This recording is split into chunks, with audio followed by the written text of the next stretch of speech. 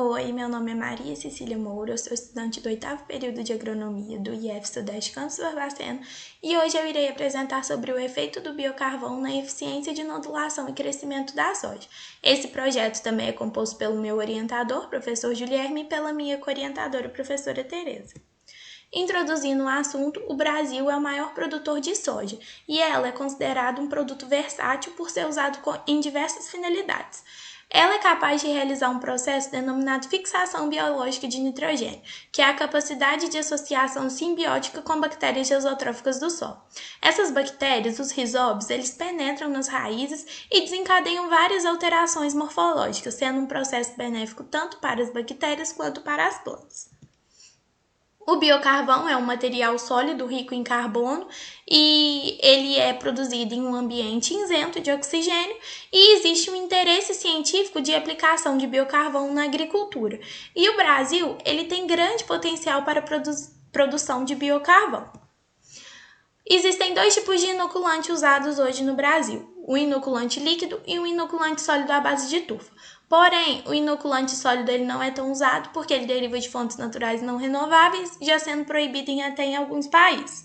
O desenvolvimento de pesquisas vem mostrando que o biocarvão ele pode ser usado para substituir o inoculante sólido à base de turfa e, além disso, ele garante proteção às bactérias em condição de estresse hídrico, além de servir de fonte de nutrientes para elas. O objetivo do trabalho foi avaliar a nodulação e crescimento da soja em resposta à aplicação conjunta de inoculantes contendo rizóbios e biocarvão na semente, e os específicos foram verificar a influência do tipo de biocarvão aplicado nas sementes de soja sobre a nodulação e crescimento das plantas, analisar como a aplicação conjunta de inoculante com rizóbio e biocarvão nas sementes de soja afetam a nodulação e crescimento das plantas em condição de estresse hídrico. Na primeira etapa, foi feita a produção de biocarvão com pirólise a 300 graus, a coleta da amostra e interpretação da análise de solo, correção e adubação de acordo com as necessidades do solo.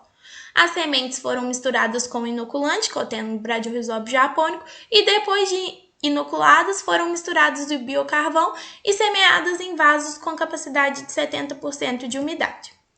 Esses são os tratamentos, lembrando que foi usado 2 controles, somente o inoculante e o inoculante com a solução açucarada, que garante melhor aderência, e o inoculante solução açucarada e outros tipos de biocarvão, como o de bagaço de cana-de-açúcar, madeira de pinos, casca de laranja e sabugo de milho.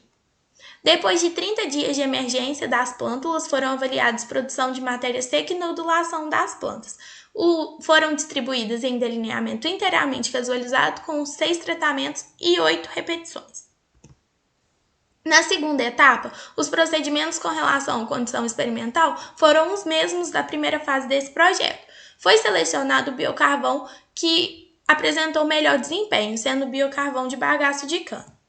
Foram usados 3 tratamentos de semente com 2 condições de umidade, sendo o inoculante e a solução açucarada, inoculante com a solução açucarada e o biocarvão de bagaço de cana, e feito um tratamento adicional com ácido úmico, que é o principal componente da turfa, com 2 condições de umidade de solo, uma simulando uma condição de estresse hídrico a 30% e uma em condição ótima 70%. Depois que as sementes foram misturadas com o inoculante contendo Bradyrhizobio japônico, foi misturado o biocarvão, o ácido úmico e a solução açucarada em 2 condições de disponibilidade de água. Por 10 dias foram irrigadas normalmente. Por mais 10 dias, metade dos vasos foi submetidos a uma condição de estresse hídrico e nos últimos 10 dias todas voltaram a ser irrigadas normalmente. Depois de 30 dias de emergência das plântulas, foram avaliados produção de matéria seca e nodulação das plantas. Foi usado delineamento inteiramente casualizado e 8 repetições. Os resultados que a gente obteve na primeira fase, eles estão a amostra nessa tabela. Temos as variáveis, matéria seca de raiz, parte aérea, assim por diante, a média, o coeficiente de variação e o valor P. Na primeira fase, o tratamento de semente com inoculante e biocarvão não alterou o crescimento e nodulação da soja em comparação aos tratamentos convencionais, usados com apenas o inoculante líquido. Os fatores como temperatura, solo, luminosidade, disponibilidade de água e a dose do biocarvão escolhido podem ter influenciado nos resultados que a gente obteve nesse experimento. Rondon, Itagoy e seus colaboradores apresentam que em alguns estudos já registraram efeitos positivos na adição de biocarvão na cultura da soja, contudo com a aplicação do material diretamente no solo e em altas doses. Na segunda etapa, a gente pode ver os resultados pelos presentes gráficos. Em relação ao número de nódulos e de matéria seca de nódulos, não houve diferença entre os tratamentos em condição ótima de umidade.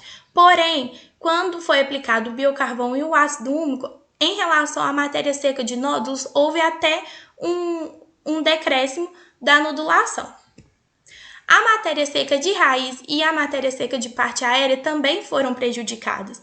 Não houve diferença estatística entre os tratamentos em condição ótima de umidade.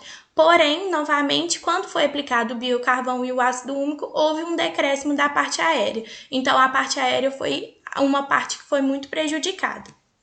A adição de biocarvão e de ácido úmico ao inoculante líquido não contribuiu para aumentar a nodulação da soja, mas em condição de estresse hídrico ela até prejudicou. Um fator que pode ter influenciado é a dose que foi utilizada de biocarvão e de ácido úmico. Vieira e seus colaboradores, em um dos seus trabalhos, mostram que o desempenho da simbiose também depende da interação da planta e dos micro-organismos que são afetados pelas condições edafoclimáticas do local de estudo.